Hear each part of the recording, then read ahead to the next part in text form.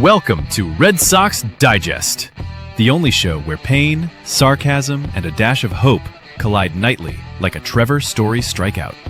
We cover every loss, every meltdown, and yes, even the rare win, with brutally honest takes and zero front office fluff. Subscribe today at RedSoxDigest.com or risk being left out in the cold like a home game in April. And now, here's the crew at Red Sox Digest. Good evening, sports fans, and welcome to another edition of Red Sox Digest. I am your host tonight, Jim Delfino. And folks, before we get into the Red Sox, I'd like to apologize in advance because tonight's episode may cause dizziness, nausea, and extreme eye rolling from staring at rumor tweets that go absolutely nowhere. If you or a loved one has been exposed to Craig Breslow's off-season press conferences, you may be entitled to emotional damages and compensation.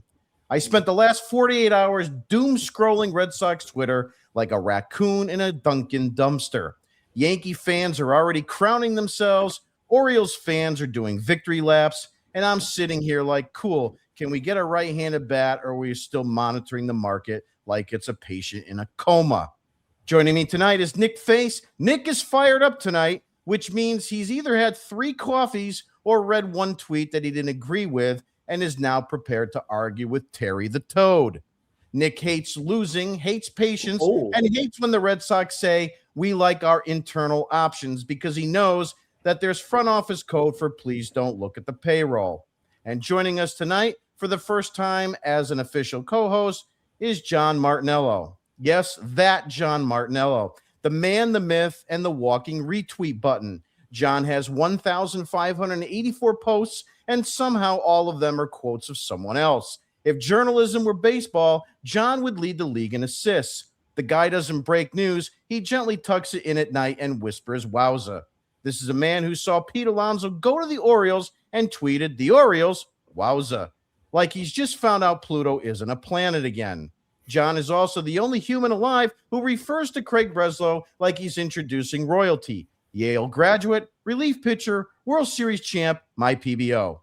John has already convinced himself that Red Sox secretly acquired Ketel Marte and just forgot to tell everyone, which honestly tracks because this front office loves stealth moves, and nothing is stealth like nothing actually happened. Let's get into it. Tonight's show is all about rumors, whispers, vibes, and absolutely zero movement. Pete Alonso, gone. Kyle Schwarber, gone. The Orioles just got better. The Yankees are lurking, and the Red Sox are standing in the corner like we're still exploring paths. Paths to what, Craig? A scenic overlook? A walking trail? Because the rest of the division is buying sports cars, and we're price-checking a used bike with no seat. We've heard Corey Seager, Ketel Marte, Brandon Donovan, Isaac Paredes. At this point, the Red Sox have discussed more players than a fantasy baseball group chat at 2 a.m.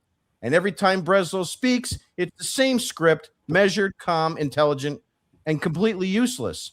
The front office talks like they're negotiating a peace treaty. Meanwhile, fans just want someone who can hit 30 home runs and not need 3 PowerPoint slides to explain why he might fit in 2026.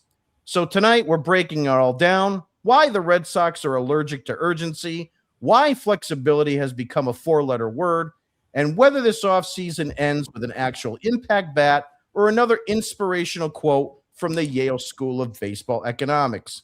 And with that, it is time for Nick Face's Word of the Day. And now it's time for Nick Face's Word of the Day!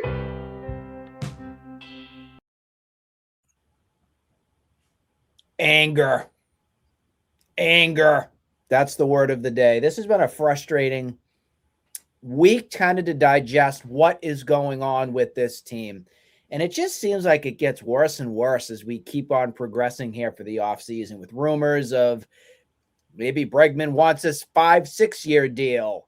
Maybe we're not into Bo Bichette. Maybe we just want to punt and not be a good baseball team. I think that's the theme that we're facing right now. And fans have full right to be angry. I don't care if it's not before Christmas right now. Last offseason, we already had Garrett Crochet and at least some things were going down. Now, we haven't even signed a free agent. How does that sound? Just awful. So yeah, I would say anger. If you're in that realm of kind of not agreeing and just being as frustrated as I am with what this organization is trying to do, you have full right to be. I liked your little monologue, Jim Carson, that you gave right there before you let us speak here. And one of the things that stood out to me is you talked about me being angry with tweets or something like that. And to my surprise, I was actually before the show in a really good conversation piece going back with my buddy Ballpark Buzz. And sometimes we disagree on things, but I'm still friends with Micah and everything from stuff from afar. We're professional about it. And he had an interesting tweet, and I have to say, it made me think about it. And his tweet was about, if you were John Henry, why would you sign a big long-term free agent deal? Look at how many deals have burned him. He's right with exactly what he's saying. I mean, if you look at the deals of Pablo Sandoval, Carl Crawford, Chris Sale, the list can go on and on it. There's more bad than there's good. We went over a couple that we said JD Martinez was a good name. I dated it back to 2004. I even put Kevin Millar, and I know it's not a huge deal, but Kevin Millar when he came, Bill Miller, JD Drew. I still to this day am not a JD Drew fan, but if you want to have him in the good category, go ahead, because at least he gave you something and helped win 2007. I agree with it. The David Price deal is the last large deal that has been given out for a free agent for the Red Sox, and it had its ups and downs.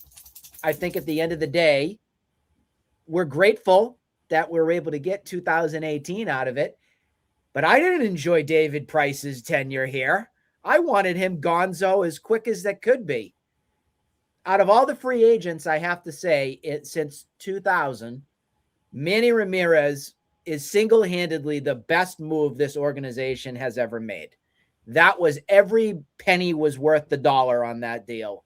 And if you come to think about all the other deals that have transpired, I think the only one that comes second to that, it's JD Martinez. 100%. And that's it. The mic's dropped on that. I don't think there's any more arguments that we can have on what free agent has actually paid the most out of the deal or that John Henry got the most out of the deal for than those two. I know Manny was inherited by Dan Duquette in past ownership, but overall, yeah, the guy's been burnt. I don't blame him, but you know what? When you're the owner, you got to gamble on yourself too. Don't just sit there and put your and twiddle your thumbs and say, "Oh, we tried. We're not doing it again." Different philosophy. You got to get out there and you got to try something again because you can't keep doing what you're doing right now. It's been over 6 years now of crap. C-R-A-P. That can be the other word of the night. Crap. And now with that, let's go to John.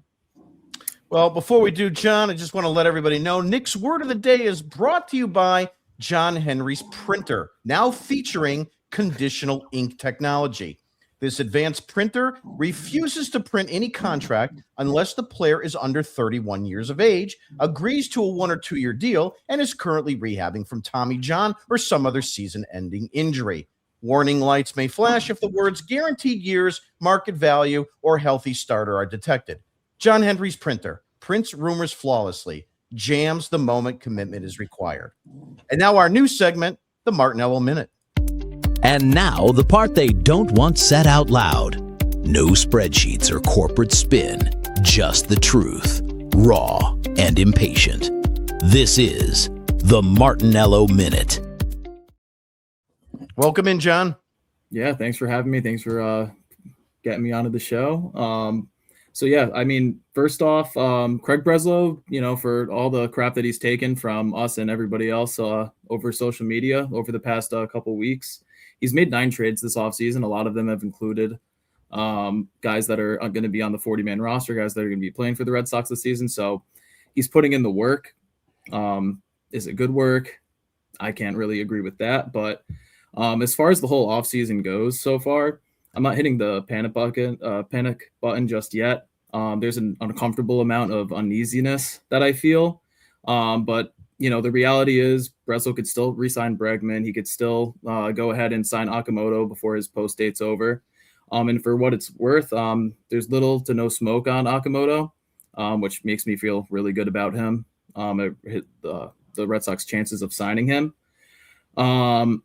So I believe that he's a part of Breslow's plan, and the Red Sox can still go ahead, trade for Ketel Marte or one of the other Japanese bats, and Munetaka Murakami. And then as far as pitching goes, there's still Michael King out there, who I think is the only guy that has been linked to Boston. And he's really just begging for the Red Sox to give him a legitimate offer. And then the Red Sox still have 3 outfielders that are available for trade. The scariest thing to me at this point in time is really just if another team comes in for a real offer on Bregman, a real offer on Okamoto, a real offer on Michael King. Are the Red Sox gonna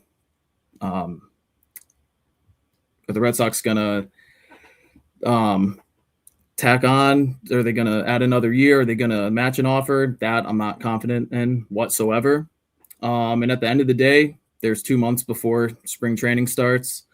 So there's still time for Breslow to kind of do his work, and for us to all wake up on the first day of spring training and say that he had a good offseason.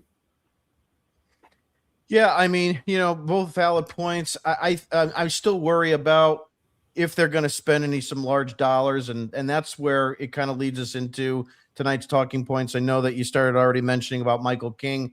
So just to kind of reiterate what's been going on, Sox are still in the mix on Michael King.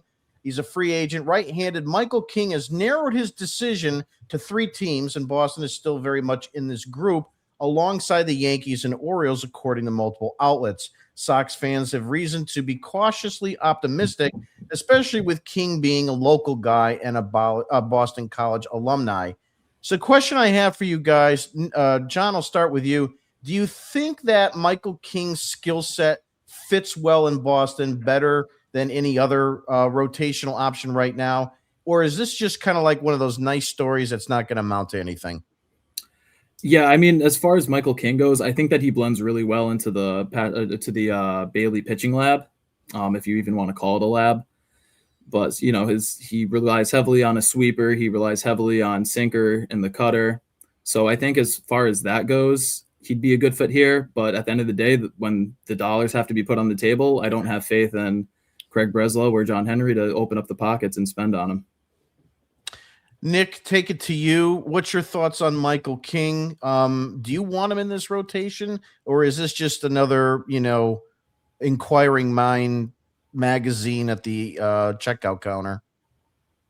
I don't really know why we're kind of even talking about him right now, because I don't think he's better than what you got right now. I don't. I think that if you look at what he's done and through his career, he was a reliever for a little bit with the Yankees. I'm not taking those numbers away, but it was really his first season as a starter was 2023, I want to say. He got a little bit of starting time. 4-8. He had a 2.75 ERA. Again, he split some time between rotation and bullpen. The Padres then signed him. He went 13-9 in 2024. Had a 2.95. He finished 7th overall in the Cy Young award-winning vote. He threw 173.2 innings that season. Not taking those numbers away, but then he was hurt last season with the Padres, and the Padres don't really want him back. So I'm looking at this and saying, does he move the needle in your rotation? No, he does not. I would rather give the innings to Peyton Tolley or a Conley Early or something there.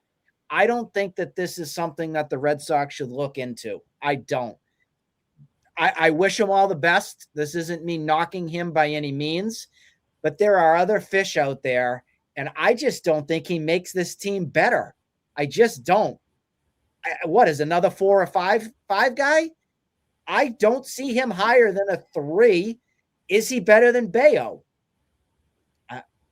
It's a coin flip for me on that. So I pass. I pass on Michael King. I'm not interested. Yeah, interesting take. I mean, as far as I'm concerned, I'm just wondering, he is 30 years old, so we know that's going to be a issue for John Henry and for Craig Breslow to give them any kind of a long-term deal. I'm just looking up here as a comparison to get some ideas of similarities. I just don't think you're going to be much better than a Nick Pavetta. Is that even a good comp? I'm trying to look here at like a side by side. I don't know, because I mean, if you weren't, my point is, if you weren't willing to give Nick Pavetta a contract who excelled in Boston and did fairly well, if you want to call it well, what why give it to difference? him? Is he really the same guy? And what's it going to cost to get Michael King here? John, what do you think that contract looks like if they did go after him? Yeah, first of all, the Nick Pivetta comparison, I think that's at the end of the day, I think that's kind of spot on. I'd put him a tick above Nick. And as far as a contract goes, back in October, Jeff Passan put out a report on, what he thought the market looks like for a lot of these free agents. And he put Michael King in the $120 million range. So compared to what Dylan Cease signed for and for what other guys like Framber Valdez, what they're projected for at this moment, I think he's going to be a tick, obviously $100 million below what Cease was. And I'd expect Framber to go out in the $150, $170 million range. So I just think that,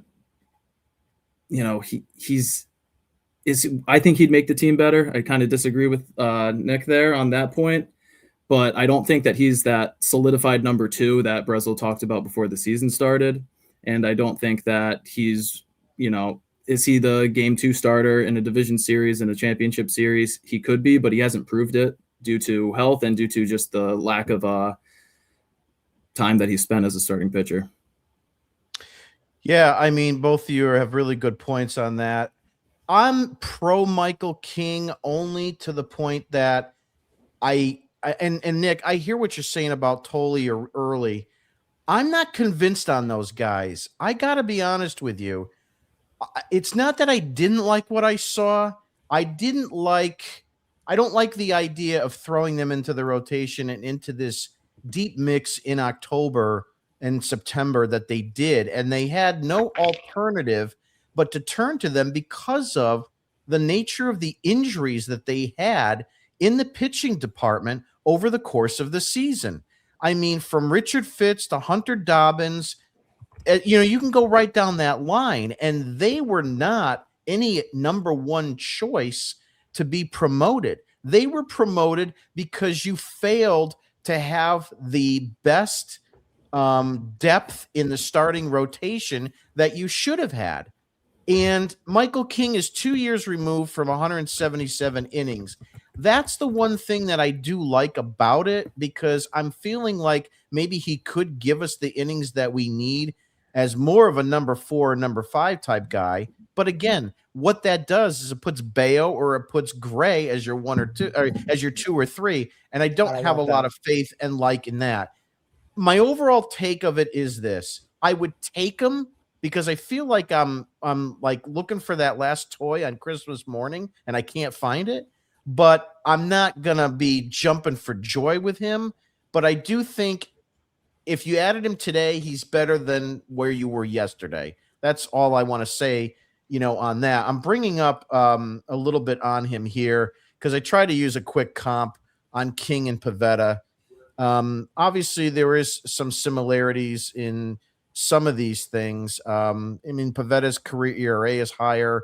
The ERA plus for Michael King is better. The ERA is better. He doesn't walk as many people. And this actually is their age 24 to 30 season. Nick Pivetta is obviously older and he's pitched more, but this gives you an idea where King fits in with Pivetta. It's obviously not the best comp in the world, but we'll see how it goes. I just feel like we need something to happen sooner than later, and I'm hoping that, maybe it will go that way. To say the other reason why I am not for Michael King is because I still have my list on getting a solidified number 2 guy here. If you go and just find Michael King, that means that you are completely bypassing getting another guy that you could anchor in this rotation with Crochet. We know what's happened with our championship teams. We've had a 1A and a 1B. If they go into this season without their 1B, turn it off. Turn it off, guys, because it's not going to go well. I'm gonna be as tough can be on this.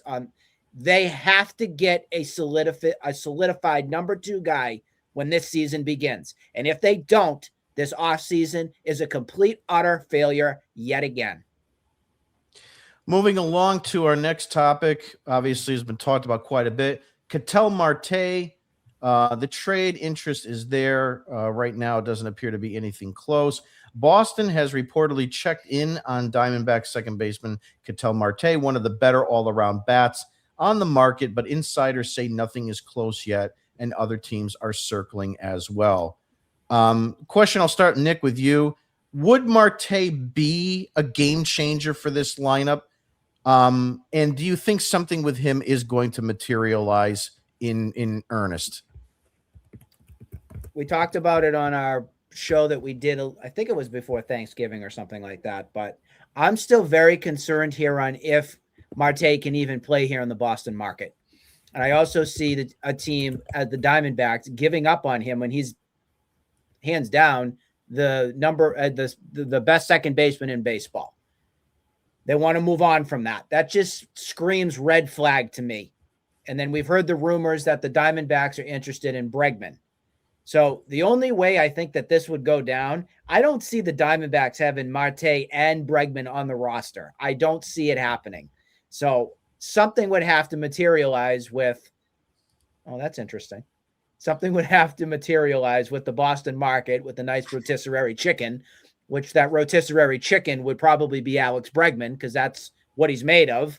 And they would have to sign, or they'd have to trade Ketel Marte to the Red Sox, and then the Diamondbacks would likely then sign Bregman. But it makes absolutely no sense. Why are you ridding yourself of a big contract with Marte? I know it's not like extravagant in terms of money, and then just go back and put Bregman there? Make that make sense to me. It doesn't. It screams like Scott Boras is desperate right now, desperate to find a sucker. And I don't think the Red Sox want to be that sucker. I think the Red Sox are being adamant with it's no more than a two-year deal with incentives, 2-year deal with referred money attached to it. I think that's as high as they're going. So I think that they're trying to figure out, okay, what they're going to do next. And that's why this is a waiting game right now. But overall here with Marte, I like the player. Don't get me wrong. I think that he excels in markets where there's not big pressure. And I am concerned about, is he mentally tough enough to play here? Because we had this past season with a fan from the Indians, the Cleveland Guardians, excuse me.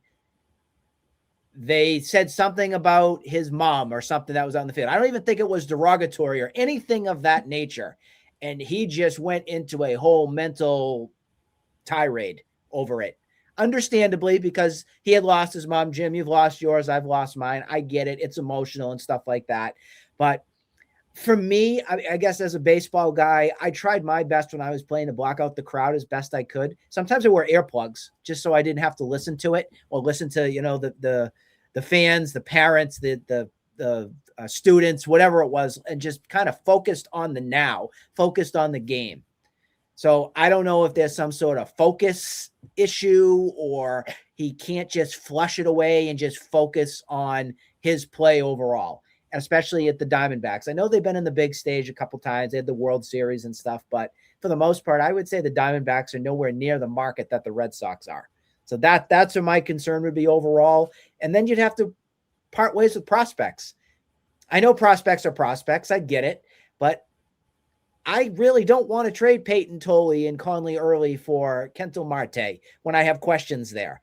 I'm only going to trade those guys if I know I'm getting a bona fide, legit guy I have no concerns with whatsoever playing here in Boston. So that's where my stance is on that. Yeah, look, I mean, totally agree with everything that you said. I think the bigger issue for me and the head scratcher, obviously, we know Bregman lives in that area. So, if you want to try to say it makes sense, I get it. They did the same thing with Corbin Burns, right? I mean, he lived in that area. So, And Jordan Montgomery with yep. Boston a couple of They're years ago. sneaky. They're Yeah. a sneaky organization. You never hear anything about what's going on. No, but what doesn't add up to me is the level of fire sale that they had last year. When you talk about getting rid of Eugenio Suarez and their pitching, and of course Zach Allen's a free agent now, and so forth.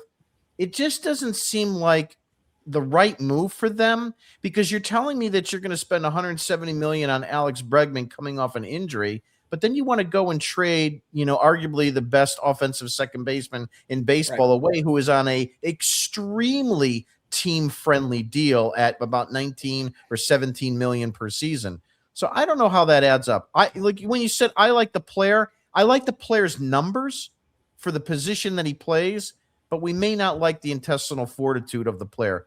John, what's your take on Ketel Marte? Do you want him here? Do you not? And where do you see this going?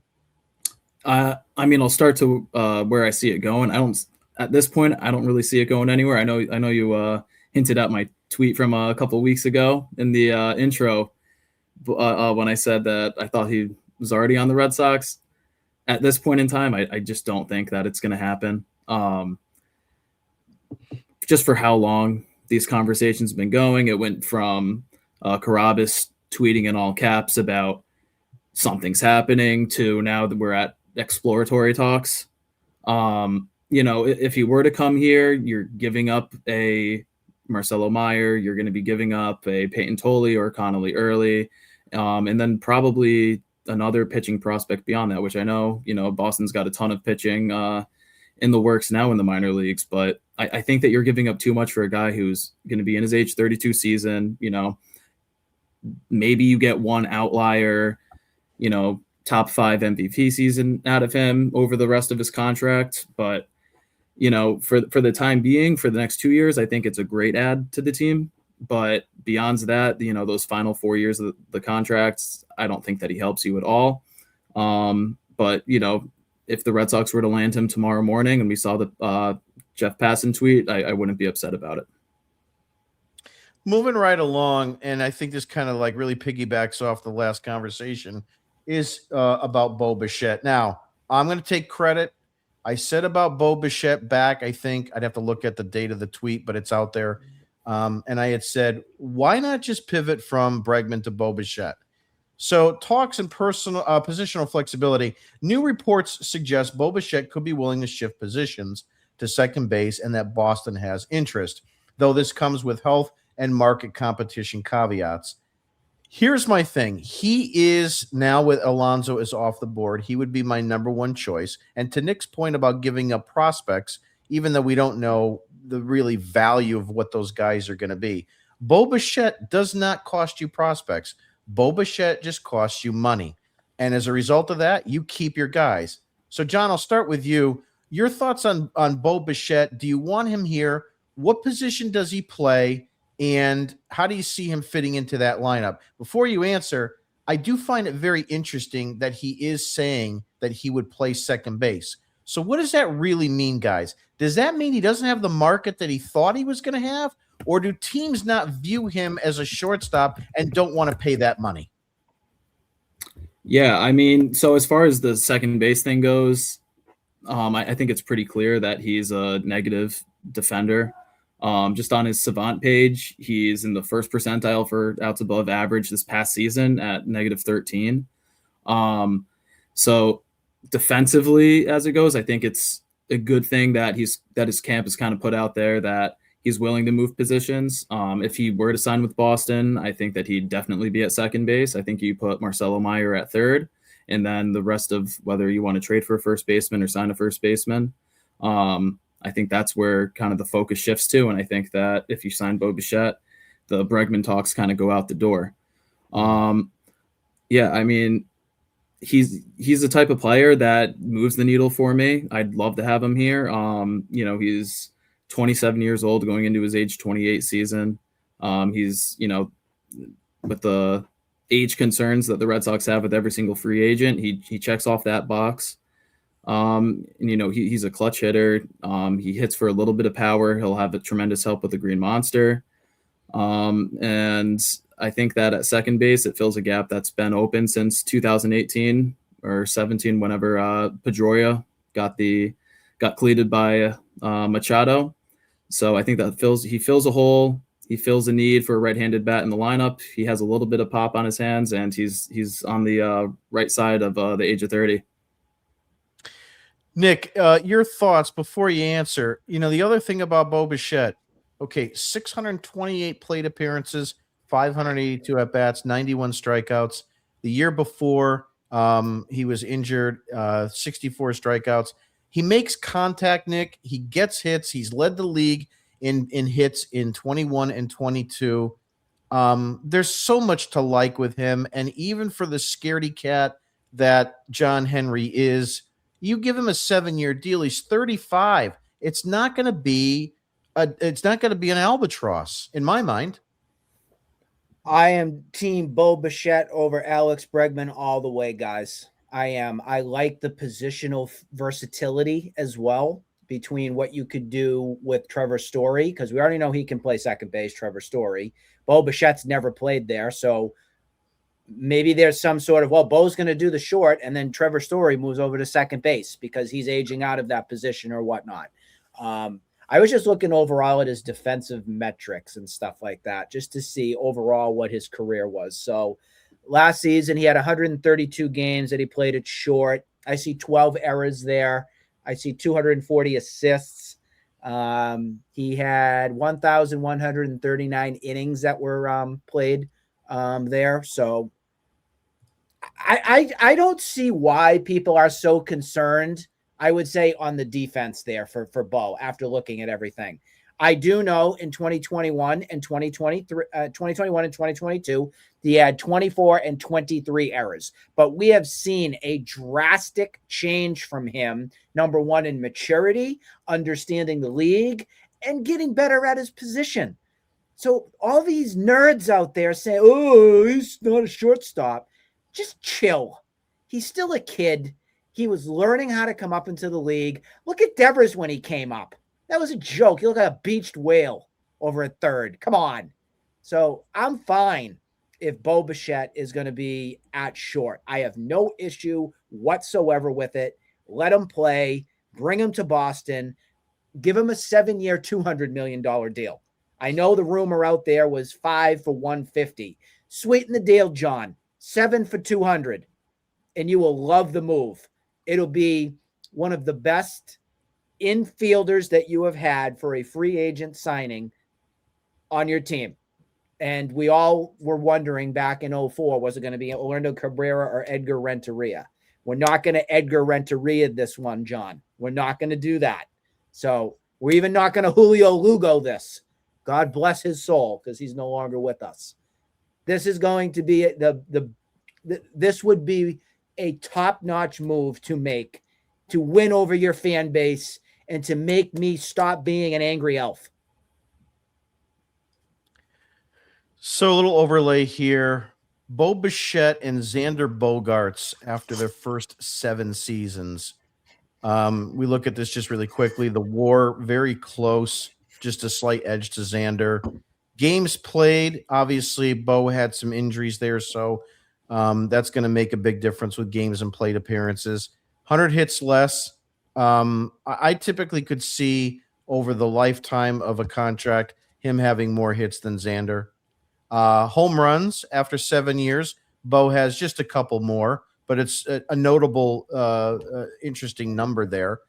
RBIs, well, Xander was more in RBI lineups. He was in those slots that had more runners on. So Bo being at the more top of the lineup, it's not a negative. Obviously, Bo a little bit more speed.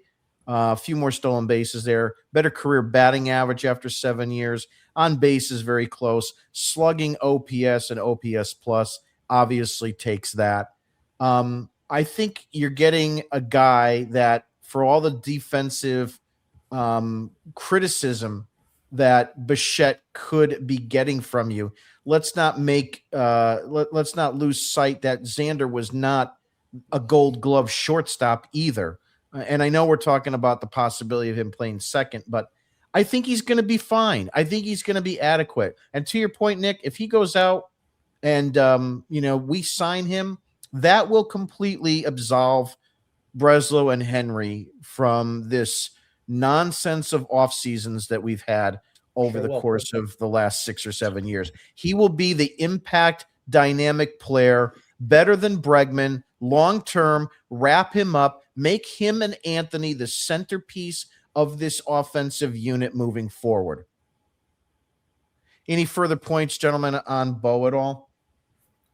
Yeah, I mean, I saw a tweet, might have been a week ago at this point, but don't know, can't remember who it was from, but they said that the market on Bregman and Bo Bichette was, I think it was a 5-year 170 for Bregman and 5-year 150 for Bo. It's a no-brainer. Yeah, you have, if that's the case, you absolutely have to be all over that. But I find it hard to believe that that's the market for the two players. I think that if anything, it would just be the opposite. But if you could get Bo Bichette for $150 million on a 5-year deal, that should have been done already with Breslow and with John Henry. I think it was John Morosi that tweeted that out. I think it was on Monday, and I had to do a double take, much like you guys did too. And I'm like, no, Bo's this and Bregman's that. I'm like, no. So that's when I just looked at it and I said, you got to sign Bo now, today, get it done. It's a no-brainer. The one thing I want to just circle back on my question from earlier. Do you think the fact that he's opened up and said that he would play second base, John, I'll start with you. Do you think that he doesn't have the market he thought he would get, the years, or why would a player come out and say, hey, I'm open to playing other positions? That's a little bit of a red flag with the market in my mind. Yeah, I think you're all over it. If a player's saying that they'll move somewhere, it's got to be just the market doesn't look as sweet as you think it would have been. I don't think there's much more beyond that. I mean, with how analytical the game has moved to over the past 10 years, I think that, teams, look at these defensive metrics that, nobody looked at 10, 15 years ago. And, considering his range, his outs above average, his defensive run saved, all that nerdy stuff. I think it really plays a factor when teams are evaluating a player now. I think he did the right thing putting that out there, but at the end of the day, I don't think that that's going to kind of come into effect when people start talking dollars with him. Nick, do you think that comment benefits Team Red Sox, or is this going to just lead to nowhere anyway?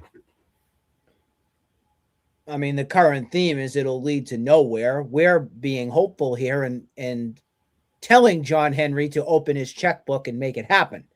I do think that if you think of it on Bo's case, why just say that you're a shortstop? If some other team's going to swoop away and come and grab you and have you play second base or whatnot, wouldn't that add more teams and probably up the value of whatever your contract's going to get? So I think it's a smart PR move on him too, or him and his agent, to say, hey, don't just lock me in at short. If another team calls and wants me to play second, third, whatever, highest guy I'm going to probably go to where I feel like I can win. I still think, though, at the end of the day, guys, as much as I would love to see Bo here, that's going to be a hard sell for those Blue Jays fans if they let him go. I mean, that would be taking a page out of the Red Sox book of say, oh, yep, thanks, bye, see ya, homegrown, who cares, you're done. That would be such a Red Sox-y move by the Blue Jays, and I don't know if they're going to do that.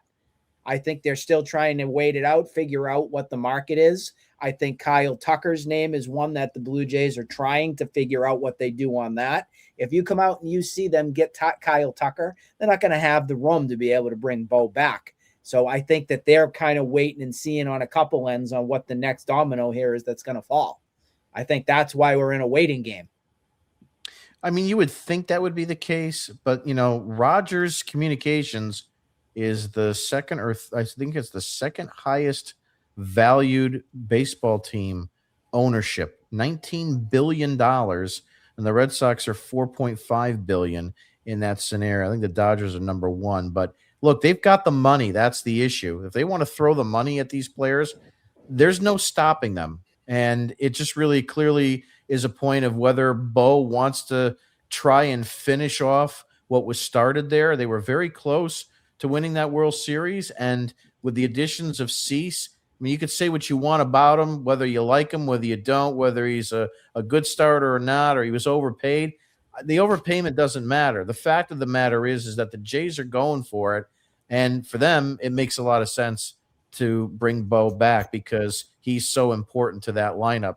So it's really nerve-wracking. It's the greatest signing I would want for this offseason. But again, it's all about we've been let down so much. There's really not much to think in terms of the Red Sox throwing their might around and getting the best players anymore. Moving right along, Wilson Contreras. We're going to have a little bit with him.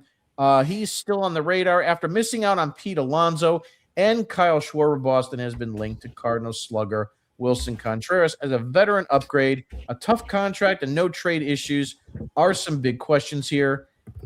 Question is Contreras worth the commitment, or are the Sox better off allocating resources elsewhere to guys like Bo and Bregman and guys that we've been talking about? Nick, I'll start with you. Simply put, do you want Contreras? Do you want to do this kind of deal? Do you put him at first?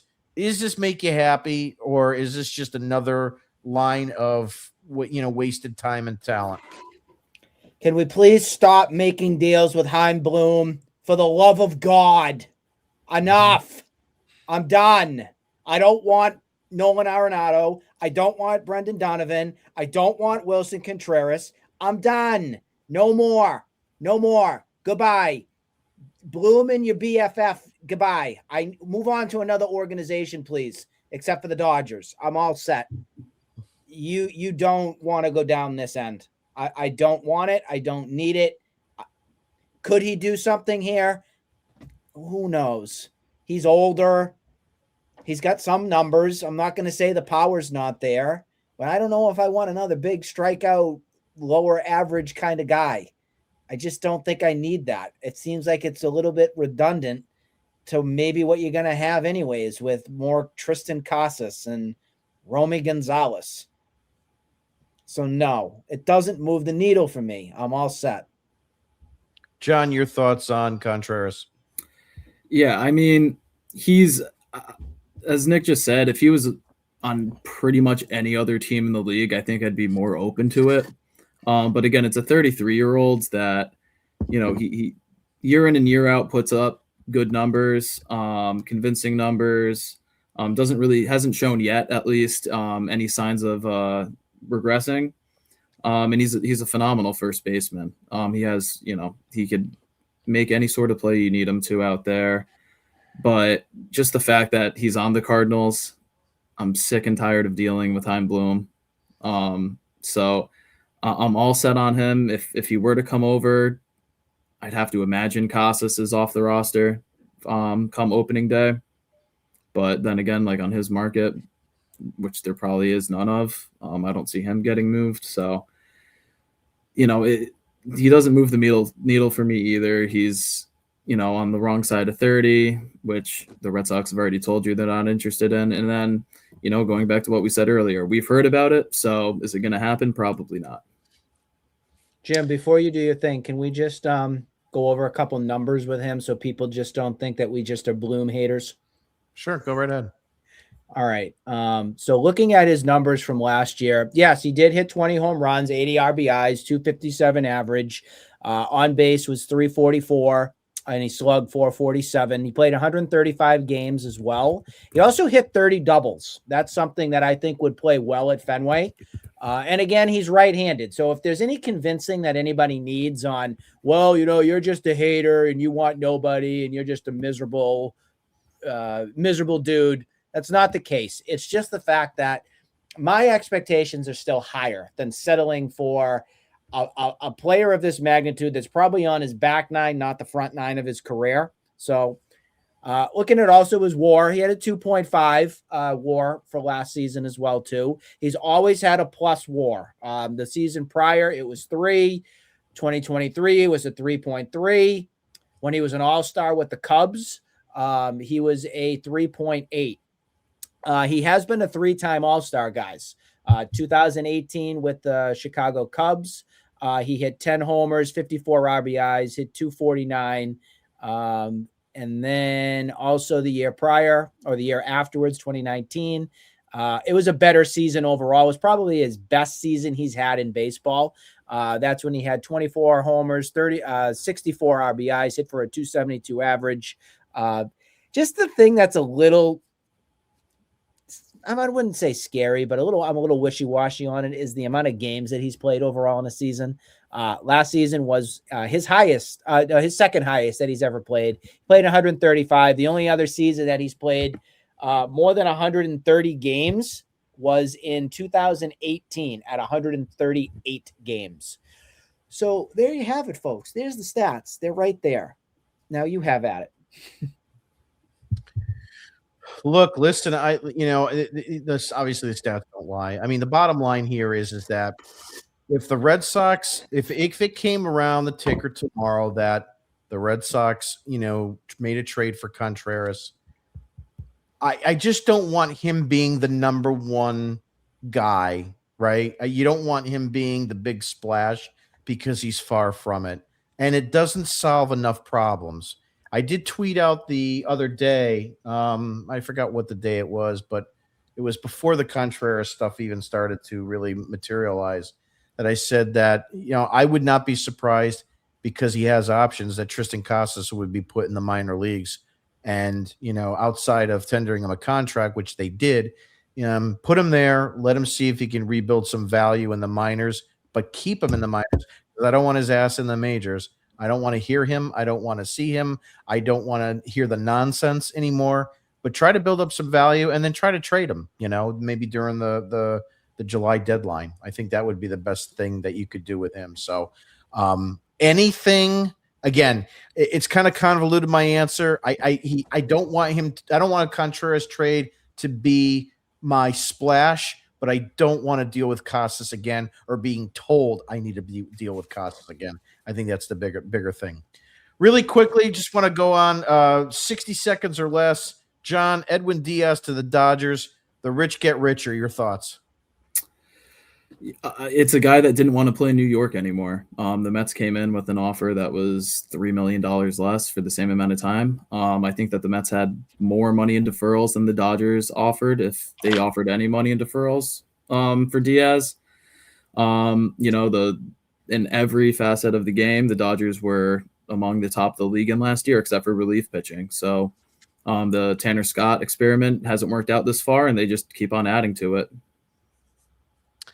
Nick, I know what you're doing, because I'm going to ask you the same question. Your thoughts, Edwin Diaz to the Dodgers? Exactly it. He called it. It's on our show, and it's on his Twitter feed. It really helped. It really helps my ego, though, folks, when you keep replaying that and you just keep giving me the views and stuff like that. Keep liking it, resharing it, do all those things too. I'm sick. I know. I'm sorry, fans. I'm sorry. I'm a sicko. But I was not surprised. I was not surprised in the least bit. I think it's a great fit for him, and the Dodgers had the opportunity. So if you're the Dodgers, of course you're going to do that. You just strengthen your closing position and become now a whole new force. Good for them. The World Series champions, who are light years above you, Boston, go ahead and add one of the premier closers in the game. So they up their game while you're sitting playing patty cakes with Sonny Gray. Oh, I wanted to say something. You did say Terry the Toad. I wanted to come on and say Terry the Load, actually. I think that's what you meant, right? When you said it earlier, Terry the Load, as in Load. Yeah, My mic Okay. hasn't been working too well today. My ears must not have been on or loud enough at the beginning. 60 seconds, Nick. Cody Bellinger came out today. Well, I would say it's probably Scott Boras came out today. And he wants $400 million. He wants Kyle Tucker rumor money. 60 seconds. I want your 500 million. Yeah. 60 seconds. Your thoughts. It's ridiculous. A guy that was almost out of baseball. Congratulations. In the past couple seasons, you've reinvented yourself and you find your swing again. But what are we smoking here? Must be the hard stuff that he brought out for this one. This is brutal. 400 million? Are you serious? The Yankees have got to be laughing their you-know-what's off right now. Goodbye. See you later. Thanks for the season. We're all set. Because Cody Bellinger, I mean, let's be real. He could get the money, and then he could fold again and be back to not being the player that the Dodgers wanted anymore and almost being out of the game. So it's unreal. Unreal, that dollar figure. It's sick. John, 60 seconds. Your thought on Bellinger. Good luck getting that. If anybody's going to give him that type of money, it's going to be the Dodgers, and 350 of it's going to be deferred money. So, I mean, good for you if you get it. I don't think you're going to get it. And if anybody's paying it to you besides the Dodgers, I hope it's the Yankees, because then it's just going to put them in a shittier situation than they have been in. Yeah, I'm on the fence, whether I want the Yankees to take him back on any kind of exorbitant contract or not. On the one hand, it causes them to spend a lot of stupid money on a player and, takes them out of the running, hopefully, for other players that may come along the pike, whether it be now or in the, recent future. The other side of it is that if you take him off the Yankees, you make the Yankees weaker. And it doesn't seem like they're in a real good position right now, based on Hal's comments, to try to go out and replace a bat like that. I don't see them going out and offering, Kyle Tucker the money. I mean, the Yankees of the 2000s would do that. They would go out and give that money to Kyle Tucker. But this isn't your daddy's Yankees anymore. So it'll be interesting to see how that goes. Yeah. Well, if all fails, they have the poster child, Spencer Jones, and his 50% strikeout clip in AAA still waiting to come up. Exactly. Before we end tonight, any final takes? Nick, I'll start with you. Yes. On my shows that I've typically done on my other pod, Face the Facts, which I haven't done because this one is so much better than what I used to do back then. Right around this time, we all know it's Christmas time and everything, but I always ask this question. My question here to you guys is this. You want one present under your Christmas tree from the Red Sox. What would it be? Let's go to John first. Yeah, I think one right choice, now, one gift. That's all I could afford this season. One gift. Cheap Santa. Put me on the spot here. I'd have to go ahead and say, give me Bo Bichette. Just what he could offer a team, how much of a needle mover he is. I think that'd be the biggest splash that you could make at this point. So if I could only have one thing, definitely Bo Bichette. I'll take a Bo. We'll wrap it up nice for you too. Jim. I see what you did there. I got to give the same answer. I mean, look, Bo Bichette is the only guy that makes the most sense for the Boston Red Sox in terms of their defense. That they need an infielder. Their offense, they need a reliable early lineup bat. In other words, I put him probably second right after Anthony. And they need young talent. And they are so risk averse to anyone that is what they consider aging. You're Pete Alonso at 31.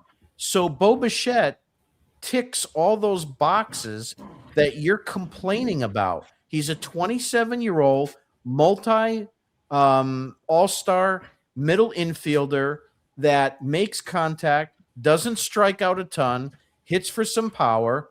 There's a lot to like there. And if you have to sign him to a deal that is sort of uncomfortable, you're going to be able to get him for his prime years. You will not be paying for past performance. And Andrew Friedman of the Dodgers clearly said that if you think rational with free agents, you will finish third in getting them. I definitely would go with Bo as the player on that list. But, if you haven't noticed, I've really stepped up my game because, I wasn't good enough to go on to another show's main crew. So I really wanted to bring my A game tonight to make sure my professor understood that I know what I'm talking about and everything. But I choose under my Christmas tree, the selling of the Boston Red Sox by John Henry. That would bring tears of joy to me. And I would probably run around my street thrilled beyond belief that we don't have the stomach anymore of cheapo John Henry and we can move on from misery. That would be what would be under my Christmas tree. A nice for sale sign. That's an awesome take. Before I wrap up, just want to put this out here. The Diamondbacks, under the previous front office, had an opportunity to draft Alex Bregman with the first pick in 2015. They wound up going with Dansby Swanson instead, allowing the Astros to grab Bregman at number 2 overall. And what number does Bregman wear? I don't know, JJ. You tell him. Number 2. And he does that because he's ticked off. So it'd be a very interesting turn of events if he went to that, if he went that way. Last but not least, a couple comments. Let's see here. We have Eric O'Birds 4127. You are the best YouTube ever. I'm glad that people finally realize that. All my friends called tonight. Thank you. Yeah.